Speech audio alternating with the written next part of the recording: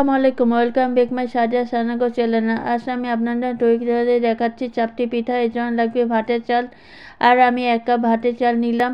এরপর এড করে দিচ্ছি 1 কাপ পোলাওয়ের চাল।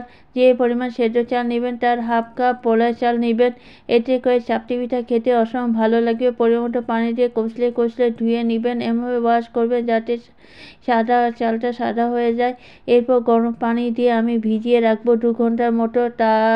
তাদের দুটো চালটা হবে নরম হবে। 2 ঘন্টার পর অ্যাড করে দিচ্ছি রসুন ও কাঁচামরিচ, স্বাদ মতো লবণ ও সামান্য হলুদ গুঁড়া দিয়ে ব্লেন্ড করে নিতে হবে। কাঁচামরিচ যে পরিমাণ দিয়েছি তা ঠিকঠাক, সেই স্পেসিফিক যারা পছন্দ করেন তারা এই পরিমাণ কাঁচামরিচ দিবেন।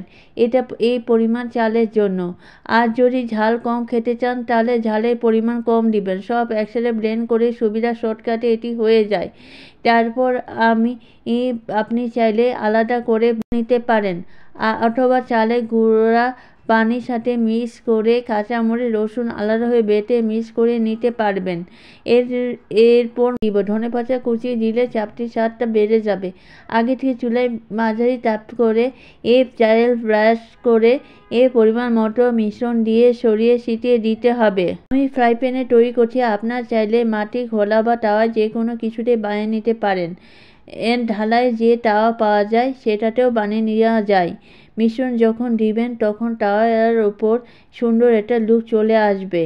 এটি আপনি চাইলে আরও ক্রিস্পি করে বানিয়ে নিতে পারবেন। আরেকটি বিষয় হচ্ছে চুলার তাপ যদি কম থাকে তাহলে পিঠা দেওয়ার সময় সেদ্ধ হলেও এর উপর থেকে চুনা চুনা দেখা যায়, সাদা সাদা মনে হয় যে কাঁচা কাঁচা রয়েছে। চুলার তাপটা মেনটেন করাও জরুরি। পিঠা যখন তৈরি করবেন পিঠার মিশ্রণটি ঘন হলে তাহলে চাল ভেজা পানি দিয়ে রেখেছিলেন সেটি আলাদাভাবে মিক্স করে পাতলা করে নিতে পারবেন। কারণ আপনি যখন বানাবেন তখন চালের গুঁড়া ঘন হয়ে বসে যাবে, তখন একটু একটু করে পানি মিক্স করতে হয় আর এই পিঠাটা বানিয়ে নিতে হয়।